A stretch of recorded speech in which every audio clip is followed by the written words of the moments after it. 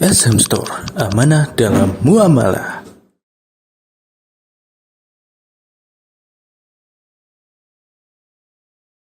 Assalamualaikum warahmatullahi wabarakatuh.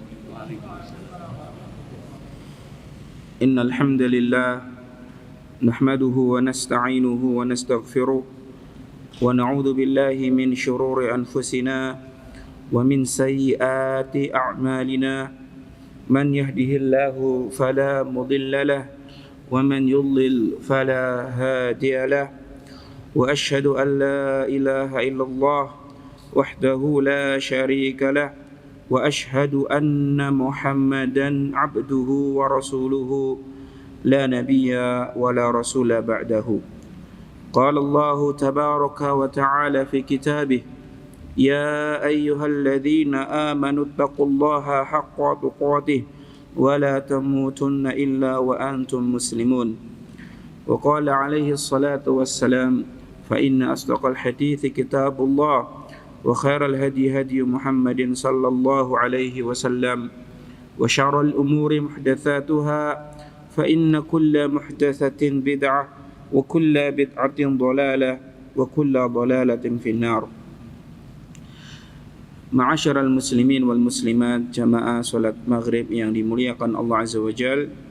Alhamdulillah, pada malam hari ini kita kembali lagi dipertemukan oleh Allah Azza wa Jalla di dalam majelis yang mulia.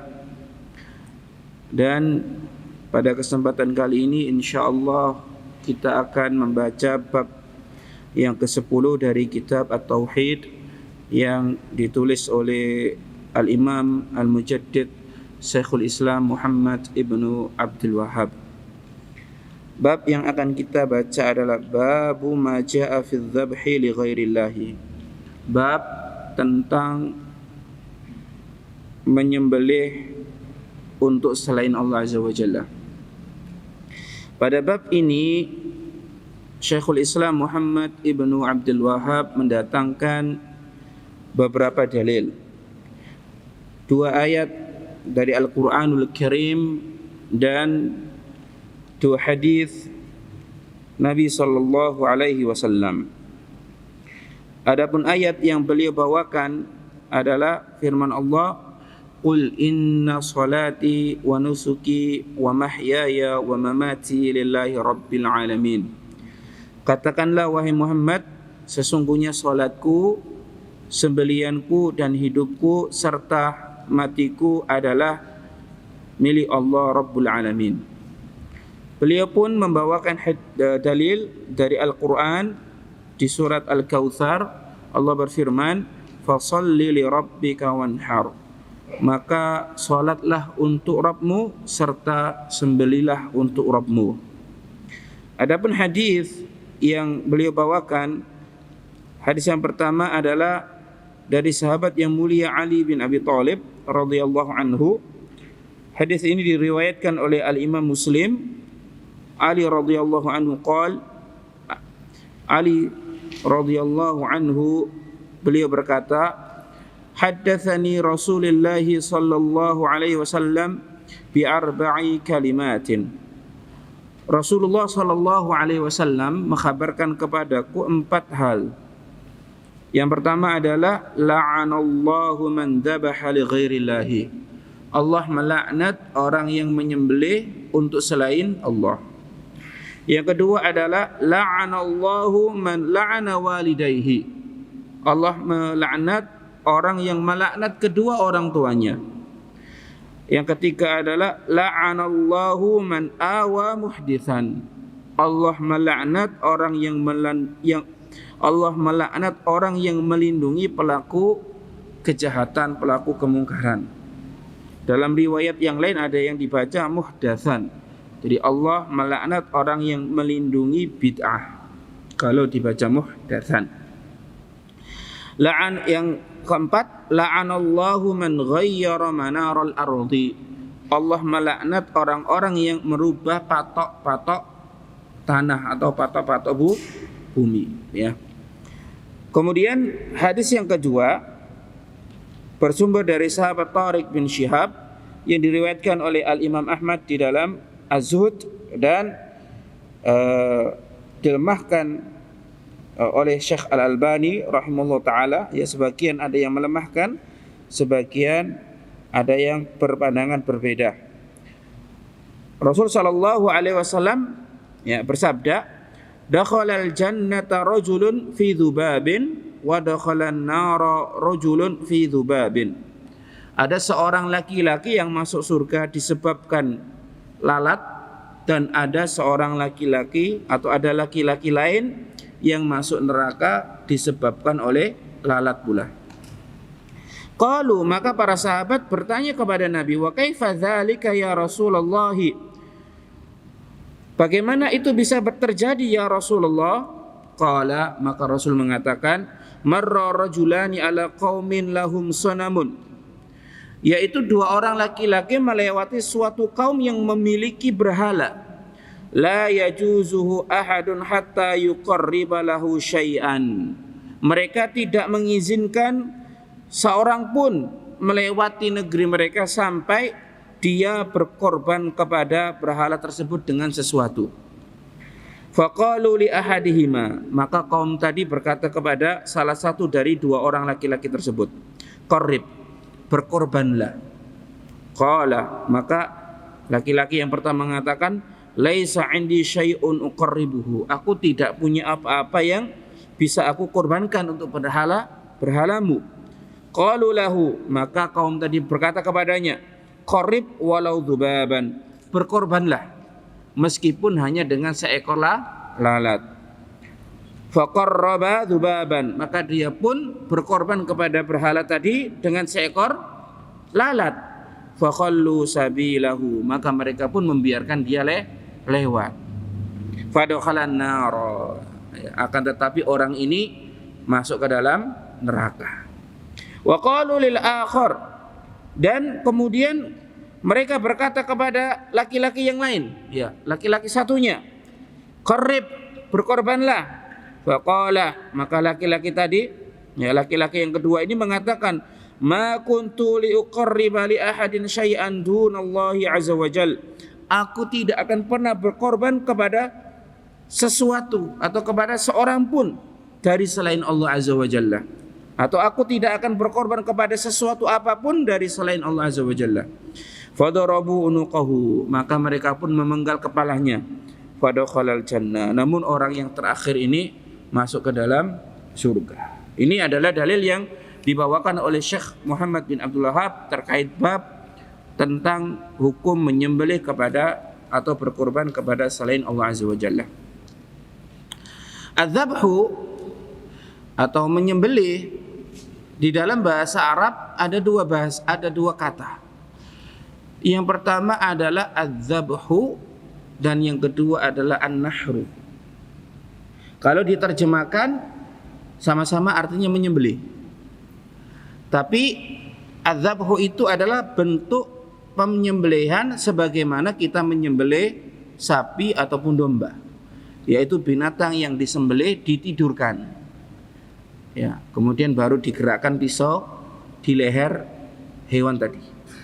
Adapun an-nahru ini adalah bentuk penyembelihan kepada onta, dibiarkan onta itu berdiri kemudian dipotong lehernya, ya. Ini apa arti dari an-nahar? Jadi ada dua bentuk penyembelihan, ya. Yang pertama adalah an-dzabhu dan yang kedua adalah an-nahru. Dzabhu prakteknya seperti kita menyembelih sapi ataupun domba saat Idul Adha. Adapun an-nahru adalah sebagaimana orang Arab menyembelih onta, ya. Apa arti dari adzabh? Adzabhu itu berarti izhaqur ruhi, menghilangkan ruh. Bi'iraqatid dami ala wajhin makhsusin, dengan cara mengalirkan darah, ya. Menghilangkan roh dengan cara mengalirkan darah, ya, dengan model yang khusus, ya. Bukan sembarang sembelih, ya. Kita punya syarat harus terputus urat nafas, darah, ya, jalan makan. Nah, jadi sembelihan itu adalah iraqatud dam, bukan menyembelih daging hewan yang telah disembelih. Makanya misal dalam bab akikah, Ustadz, boleh enggak akikah dibagikan mentah? Jawabannya boleh. Karena maksud akikah itu adalah iraqatud damnya, sembelihannya, ya, mengalirnya darah dari hewan yang disembelih. Adapun pembagian, ya, maka itu kembali kepada uruf kebiasaan, ya, lebih luas, ya. Jadi yang dimaksud dengan akikah berkurban itu adalah iraqatud damnya, adzabhnya. Itu adalah dzabh, bukan pembagian dagingnya. Maka yang dimaksud dalam bab ini adalah bayanu ma jaa minal wa'idi ala man dzabaha syai'an minal bahaim qasidan bi dzabhi ghairallahi. Bab ini berbicara tentang ancaman yang diberikan kepada orang-orang yang menyembelih hewan ternak ataupun hewan apapun dengan maksud kepada selain Allah azza wa jalla, wa annahu syirkun akbaru, dan menyembelih kepada selain Allah azza wa jalla itu adalah syirik besar, tidak boleh diremehkan, harus hati-hati. Ya lah Ustaz, cuma hewan aja kok. Nah, tidak seperti itu. Ya. Menyembelih ini adalah ibadah, dan ibadah itu hak Allah azza wa jalla. Karena menyembelih adalah ibadah dan ibadah adalah hak Allah, maka hak Allah tidak boleh diberikan kepada selain Allah azza wa jalla. Siapa yang memberikan hak Allah kepada selain Allah, maka dia telah melakukan perbuatan syirik, dan menyembelih kepada selain Allah adalah syirik besar. Kemudian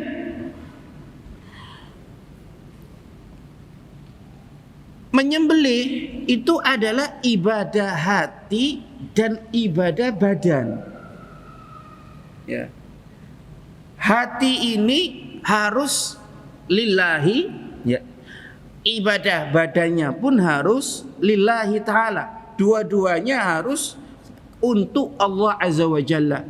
Tidak boleh hatinya untuk Allah, ya, badannya untuk selain Allah azza wa jalla, tidak boleh. Ya. Apa maksud dari sembelihan itu? Terkumpul di dalamnya ibadah hati dan ibadah badan. Sembelihan termasuk ibadah hati dikarenakan di dalam sembelihan itu ada ta'zimun wa tadlil, bentuk pengagungan dan bentuk merendahkan diri. Maksudnya adalah mengagungkan Allah azza wa jalla dan merendahkan diri di hadapan Allah azza wa jalla, serta cinta kepada Allah azza wa jalla, taat kepada Allah azza wa jalla. Ini semua adalah bentuk ibadah hati. Ada ta'zimun wa tadlilun wa mahabbah, cinta, ya, mengagungkan Allah, merendahkan diri di hadapan Allah. Ini semua adalah bentuk ibadah hati. Adapun bentuk ibadah badan adalah tasmiyah, bismillahi, ya, menyebut nama Allah azza wa jalla. Dan ketika seseorang menyembelih bismillahi, itu berarti ba al-isti'anah. Ba bermakna minta tolong kepada Allah. Ya, di dalam menyembelih minta tolong kepada Allah azza wa jalla. Sampai di sini pahami? Ya. Kalau kita pahami hal ini, maka kita akan dapati bahwasanya ketika seseorang menyembelih, dia tidak akan keluar dari salah satu dari 4 hal. Yang pertama, lisannya lillah, ya, dia menyebut nama Allah. Hatinya lillah, ya, qasidan lillahi azza wa jalla, maka ini adalah muwahhid, sembelihannya halal.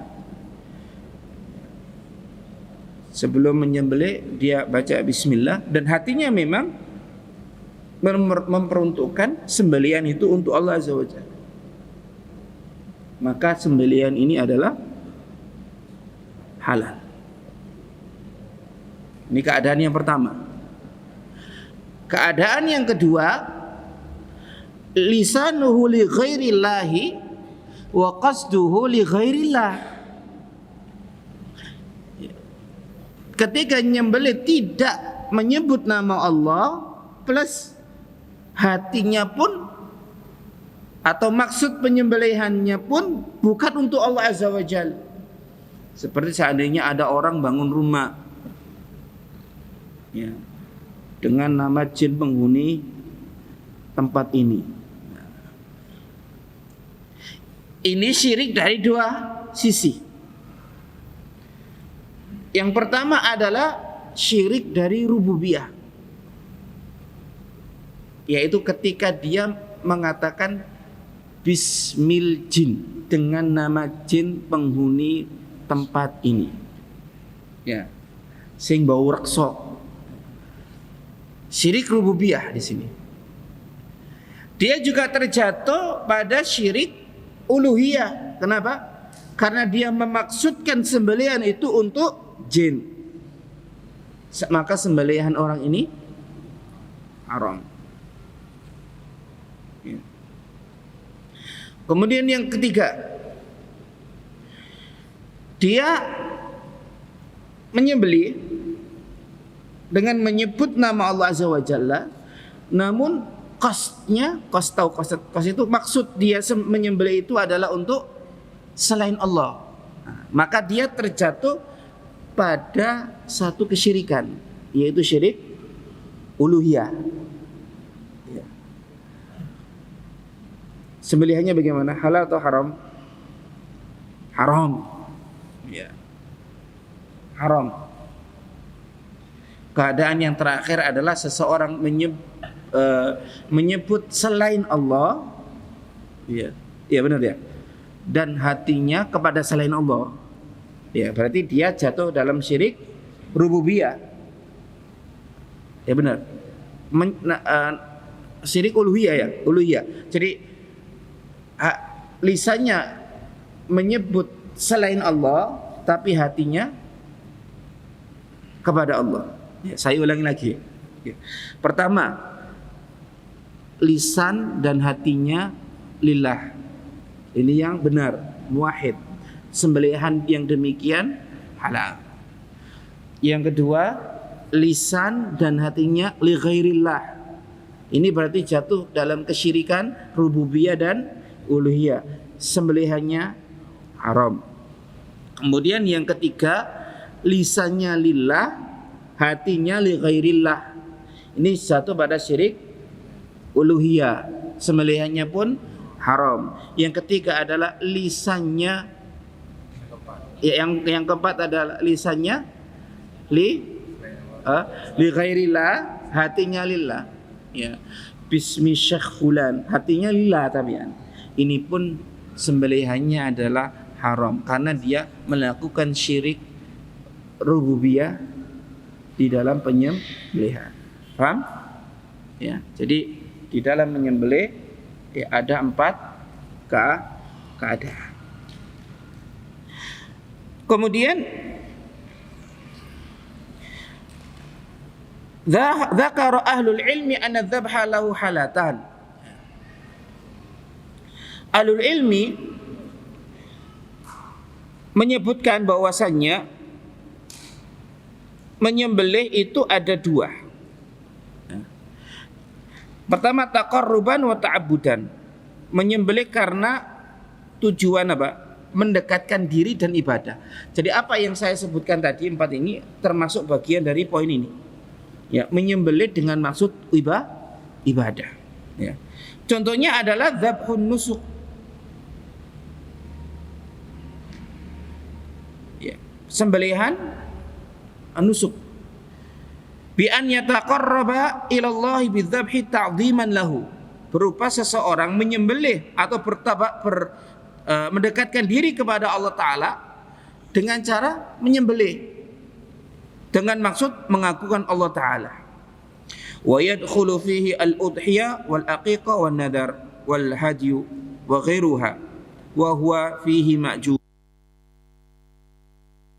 Itu adalah kurban, aqiqah, nazar, al-hadyu, ya, ataupun selain darinya. Maka sembelihan yang demikian ma'jurun, berpahala, ya. Dan tidak boleh diberikan kepada selain Allah Azza wa Jalla. Karena siapa yang memberikan sembelihan ini kepada selain Allah, dia terjatuh dalam syirik besar. Kemudian yang selanjutnya,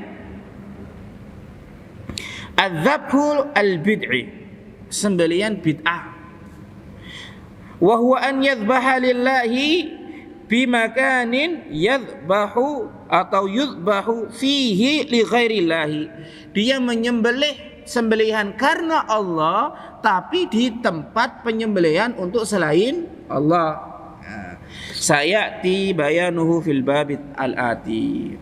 Ya, pembahasan ini akan dikupas pada bab setelah ini, ya, setelah bab ke-10. Kemudian yang ketiga adalah adzabhu asyirki, sembelihan yang berbentuk kesyirikan, yang berhukum dengan kesyirikan, hukumnya syirik. Wa huwa an yadbaha li ghairillahi taqarruban, yaitu seseorang menyembelih kepada selain Allah Ta'ala dalam rangka untuk mendekatkan kepadanya, ya. Jadi menyembelih dalam bentuk ibadah ini disebutkan ada 3. Yang pertama adalah yang diperintah, ya, seperti berkorban, aqiqah, nazar, al-hadyu. Nah, ini diperintah, maka siapa yang melakukannya akan diberi pahala. Yang kedua adalah sembelihan bentuknya bid'ah. Bentuknya bagaimana? Modelnya bagaimana? Dia menyembelih lillah tapi di tempat penyembelihan untuk selain Allah Azza wa Jalla. Dan yang ketiga adalah sembelihan yang berbentuk kesyirikan. Contohnya adalah orang yang menyembelih kepada selain Allah Azza wa Jalla. Misal sembelihan kesyirikan adalah adzabhu indal quburi taqarruban ilaihi, menyembelih di kuburan dengan maksud mendekatkan diri kepada kuburan tersebut atau kepada mayit. Fahada akbar, maka ini adalah syirik besar. Adzab yang kedua adalah adzabhu lil jinni daf'an li adzahum, menyembelih kepada jin untuk jin dengan maksud apa? Menolak gangguan dari jin. Yang katanya dulu mau bangun jembatan harus nanam kepalanya kerbau biar nggak goyang jembatannya. Nah, ini adalah bentuk kesyirikan. Mau bangun rumah harus nyembelih ayam cemani, ya. Ayo tahu ayam cemani? Yang hitam, semuanya serba hitam, ya. Nanti kepalanya ditanam di, ya, pojok rumah. Tujuannya apa? Supaya tidak diganggu jin. Nah, ini adalah dzabhu syirk, bentuk sembelihan yang berhukum syirik, ya.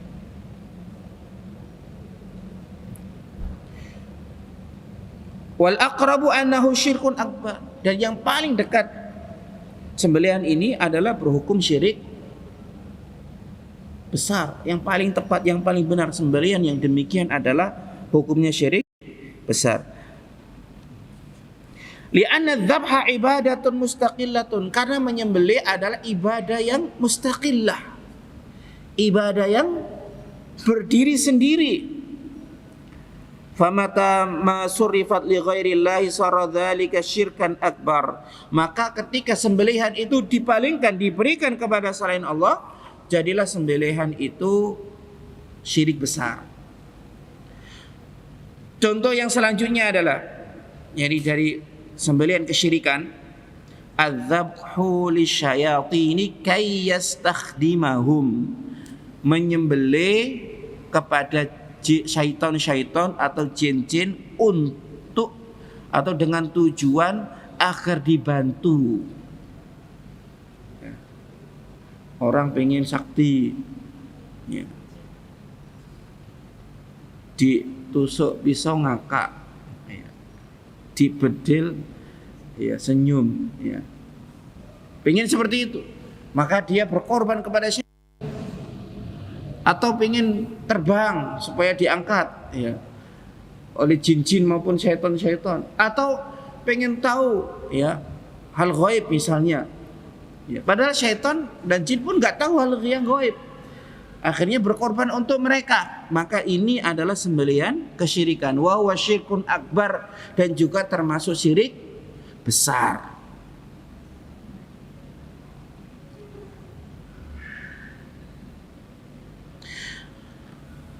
Adzab yang keempat, adzabhu lil qadimi 'inda qudumihi wa wusulihi al makana taqarruban lahu, menyembelih untuk orang yang datang ketika dia datang dan sampai pada tempatnya, taqarruban lahu, sebagai bentuk pendekatan diri kepada orang yang datang tadi, ya. Bukan sebagai menyambut tamu, bukan, tapi bentuk taqarruban lahu, mendekatkan diri kepadanya, ta'ziman lahu, mengagungkan dia, tadlilan lahu, merendahkan diri di hadapannya. Maka ini pun termasuk sembelihan yang hukumnya syirik, ya. Kemudian jenis sembelihan yang kedua adalah adzabhu al-mubah, sembelihan yang bersifat mubah. Wa huwa ma yuqsadu fihi at-tamattu bil lahmi aw al-ittijari bihi.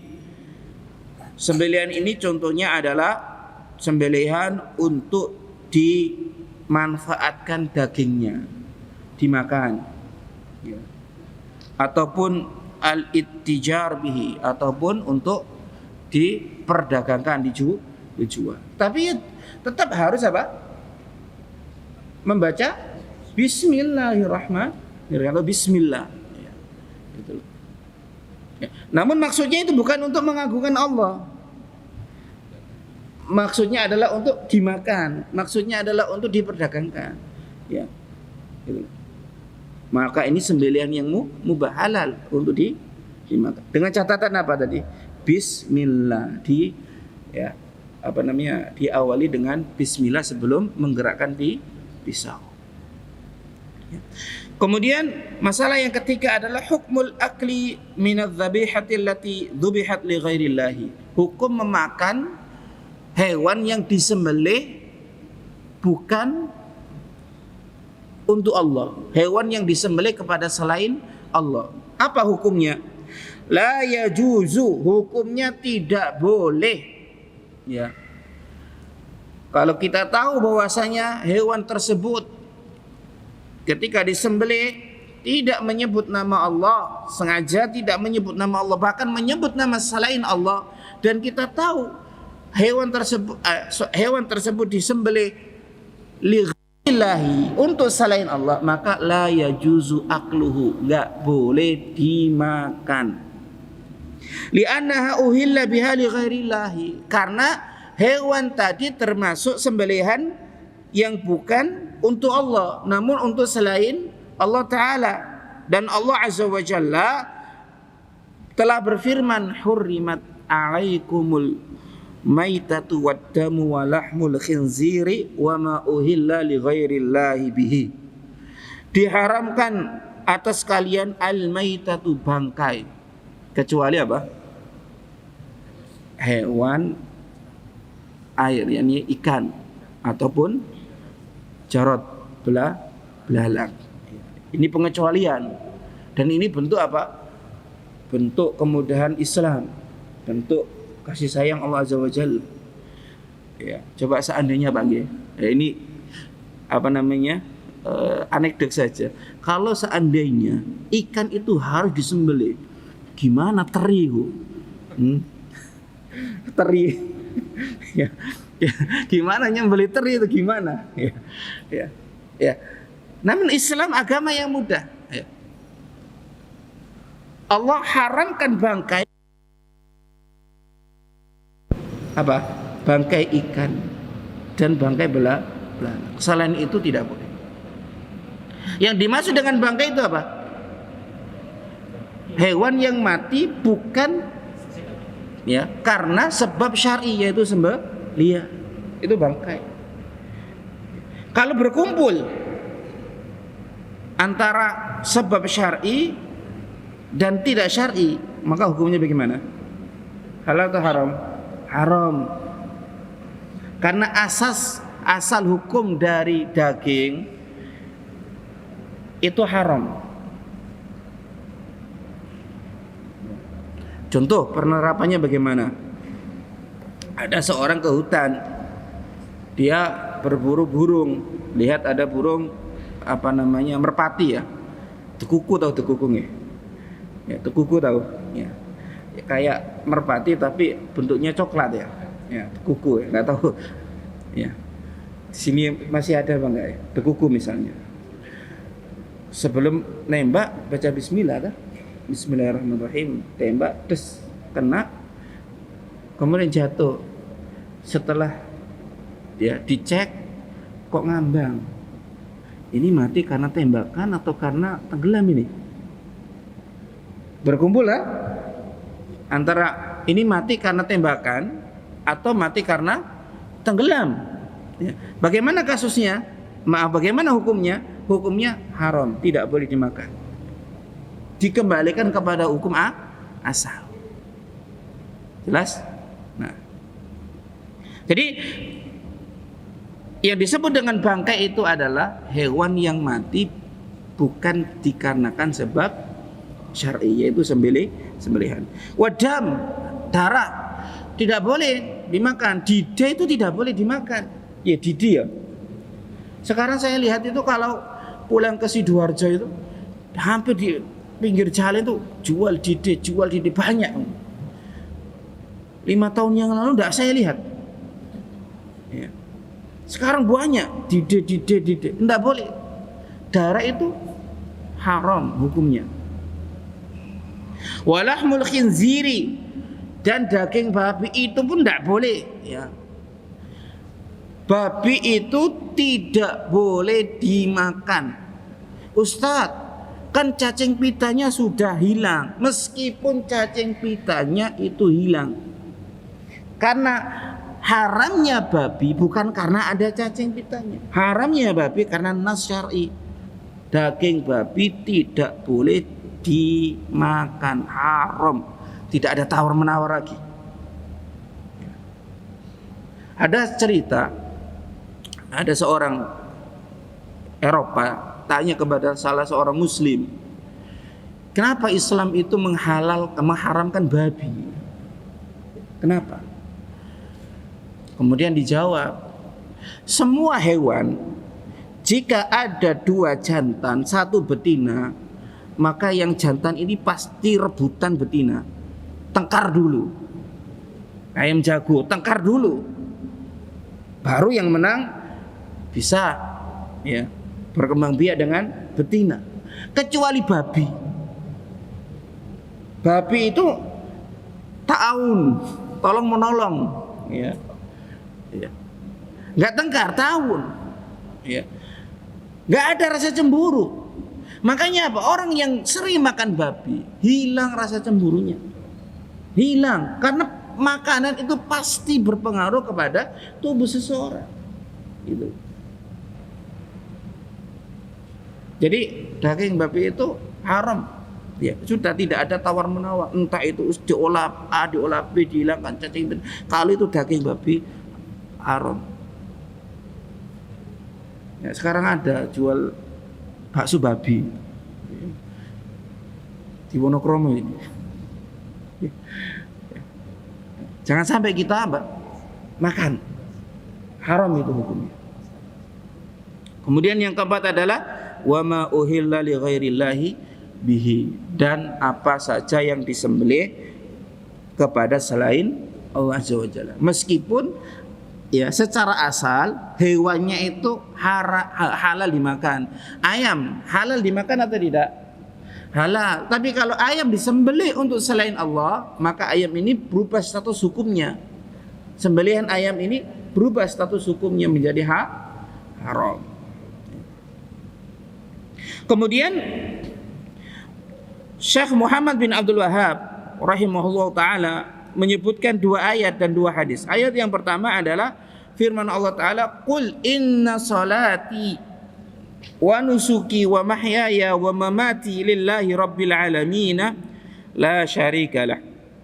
Katakanlah wahai Muhammad, sesungguhnya salatku dan sembelihanku serta hidupku dan matiku adalah untuk Allah Rabbul Alamin, la syarikalah, sekutu bagi Allah Azza wa Jalla. As-salat secara bahasa artinya doa. Sedangkan secara syariat, ya, salat adalah al-ibadatul mubtada'atu bitakbiri wal mukhtatimatu bitaslim. Salat adalah ibadah yang dimulai dengan takbiratul ihram dan diakhiri dengan taslim. Takbiratul ihram itu apa? Mengucapkan Allahu Akbar. Jangan dianggap takbiratul ihram itu mengangkat tangannya, bukan. Yang dimaksud dengan takbiratul ihram adalah ucapan seseorang Allahu Akbar, ucapan al-musalli, orang yang hendak sholat, ya, Allahu Akbar, dan diakhiri dengan salam, yaitu mengucapkan assalamualaikum, ya, ketika menutup sholat. Wa hiya ibadatun tashtamilu ala ibadatin qalbiyatin kal khusyu'i wal khasyati. Salat mencakup ibadah-ibadah hati seperti khusyuk, takut, wa qauliyati, dan ibadah lisan seperti takbir wa tahmid wa qiraatil Quran, wa amaliyah seperti karuku'i was sujud, ya, jadi rukuk serta sujud ini ibadah, Pak. Tidak boleh rukuk kepada selain Allah Azza wa Jalla. Makanya, ya, ketika ada kebiasaan kita yang bertentangan dengan syariat, maka harus kita dahulukan syariat. Seperti apa? Ketemu orang bungkuk, nah itu tidak boleh. Ya, kadang sampai jarinya itu disentuhkan tanah-tanah, ya. Ya, bungkuk. Sudah sentuh tanah, lututnya nekluk. Ya, apalagi sampai jalan dengan duduk. Nah, ini tidak boleh. Kenapa? Karena ruku itu adalah bagian dari ibadah. Tidak boleh ruku ataupun sujud kepada selain Allah Azza wa Jalla. Adapun menghormati dengan cara yang tidak bertentangan dengan Islam, tidak masalah. Contoh memberi salam, ya. Contoh, ya, mencium tangan, ya, tanpa ada rukuknya, gitu loh. Ya. Ini tidak masalah. Tapi kalau sampai bertentangan dengan syariat Islam, maka kita harus mendahulukan syariat Islam daripada, yakni apa yang menjadi kebiasaan kita. Wa nusuki, dan sembelihanku ai dzabhi. Yang dimaksud nusuk adalah ma yuzbahu min bahimatil an'ami ala wajhi taqarrubi wal ibadah, yaitu apa saja yang disembelih berupa binatang ternak dalam bentuk at-taqarrub, mendekatkan diri, ataupun dalam bentuk ibadah. Wa mahyaya maksudnya adalah dan hidupku. Wa mamati maksudnya adalah dan matiku, yaitu hidup di atas tauhid, ya, dan mati di atas tauhid. Ya. Ini adalah dalil yang pertama. Ya, bagaimana kita mengetahui bahwasanya ayat ini adalah dalil tentang menyembelih adalah ibadah? Yaitu ketika Allah mengatakan lillahi. Kalau kita belajar bahasa Arab itu li itu berarti dua arti, memiliki dua arti. Yang pertama adalah yang berhak, dan yang kedua adalah yang memiliki. Inna sholati wa nusuki lillahi. Nah, itu artinya sesungguhnya salatku dan sembelihanku hak Allah Azza wa Jalla. Yang berhak atas salatku, yang berhak atas sembelihanku adalah Allah. Ya. Kalau pada mahya wa mamati lillahi itu artinya hidupku dan matiku adalah milik Allah. Jadi li di dalam ayat ini lillahi memiliki dua arti. Yang pertama adalah yang berhak, dan yang kedua adalah yang memiliki. Ya, kalau sholat dan menyembelih yang berhak adalah Allah Ta'ala. Yang berhak untuk sholat, ya, yang berhak untuk diibadahi dengan sholat, dengan sembelih adalah Allah Azza wa Jalla semata. Adapun hidupku dan matiku adalah milik Allah Azza wa Jalla. Kemudian dalil yang kedua adalah Allah Ta'ala berfirman fasholli li rabbika. Ya, ada maka salatlah untuk Rabbmu. Ya, salatlah karena Rabbmu, wanhar, dan sembelihlah karena Rabbmu. Allah mengatakan li rabbika, bukan li ghairika, bukan lin nabi, bukan lil malaika. Ya, jadi salat serta menyembelih pun di ayat yang kedua dari surat Al-Kautsar memiliki makna hanya kepada Allah. Yang berhak hanyalah Allah Azza wa Jalla. Kalau sesuatu itu hanya berhak diberikan kepada Allah, maka sesuatu tersebut adalah ibadah. Selanjutnya hadis yang dibawakan oleh Syekh rahimahullah ta'ala, Nabi mengatakan la'anallahu man dzabaha li ghairillahi. Allah melaknat siapa yang menyembelih kepada selain Allah.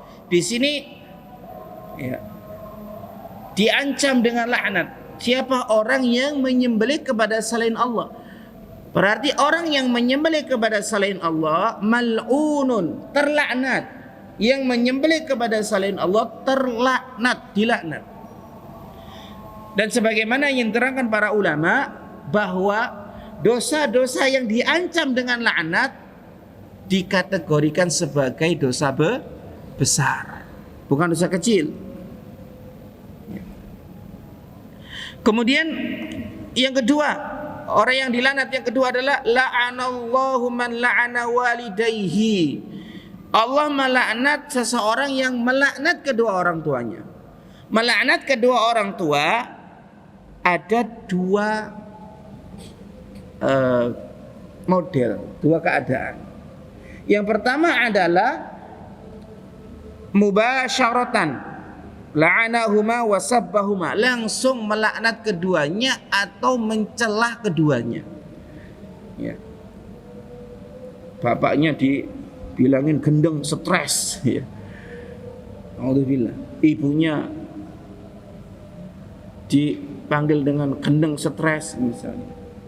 Nah, ini laknat langsung. Ya. Biasanya yang melakukan hal ini tuh sangat jarang, tapi ya ada. Ya.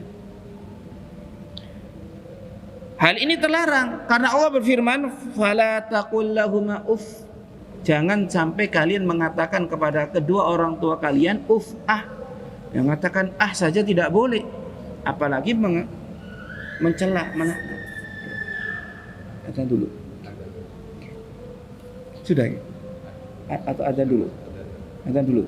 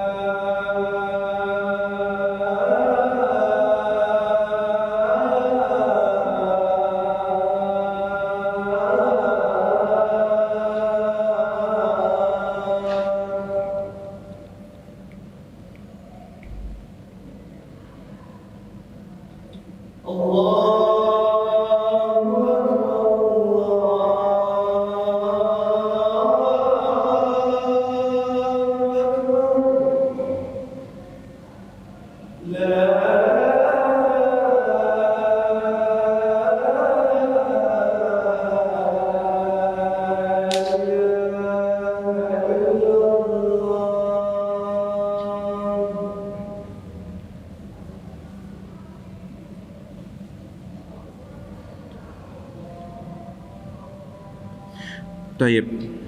Jadi yang pertama adalah melaknat kedua orang tua langsung dengan mencelahnya ataupun mengucapkan ucapan yang kasar. Kemudian yang kedua adalah melaknat seseorang yang menjadikan sebab orang tuanya dilaknat orang lain. Ini termasuk apa? Bagian atau bentuk melaknat kedua orang tuanya. Misal si A melaknat, mencela orang tuanya si B, akhirnya si B mencela orang tuanya si A. Kemudian yang selanjutnya adalah la'anallahu man awa muhdisan. Allah melaknat orang-orang yang melakukan kemungkaran. Allah melaknat orang-orang yang awa, melindungi pelaku kemungkaran.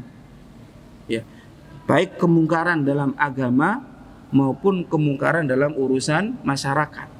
Kemungkaran dalam agama misalnya para pendakwa kesyirikan, para pelaku kebid'ahan. Adapun ya kemungkaran yang berkaitan dengan urusan manusia seperti apa? Perampok dan yang lainnya. Kemudian yang selanjutnya adalah la'anallahu man ghayyara manarul ardi. Allah melaknat orang-orang yang merubah patok-patok bumi. Di sini disebutkan oleh Syekh ada dua model bentuk merubah patok bumi. Kalau dulu ya ada batas tanah, misalnya si fulan itu pakai patok warna merah, kemudian digeser ya setengah meter, ya 1 tahun digeser setengah meter, tahun berikutnya digeser lagi setengah meter, ya terjadi, ya ini terjadi di desa, ya di desa itu apalagi ditambah Pak ya, misal tamannya si A, tamannya si B, ya ini dipisah Pak, pematang ya, si A itu nyangkuli dikit, hasil tanah dicangkul itu ditaruh di atasnya, ya dikit ya, lagi. Jadi awalnya pematang itu 1 meter menjadi apa? Setengah meter gitu loh. Nah ini terjadi. Kemudian contoh yang lain ya atau bentuk merubah patok bumi yang lain adalah merubah tanda-tanda yang ada di jalan dengan tujuan supaya manusia tahu. Misal kalau mau ke Bendul Merisi itu ada dikasih tanda belok kanan. Nah, ini dirubah ya, menjadi belok kiri. Nah, masuk apa? Orang yang merubah patok tanah. Ya. Kemudian ada bab laknat di sini. Ya. Laknat, bagaimana hukum melaknat seseorang? Laknat itu atau melaknat ada dua. Laknat umum dan laknat khusus. Allah melaknat orang yang minum khamr. Allah melaknat orang yang merubah patok bumi misal. Nah, itu boleh. Misal kita dapati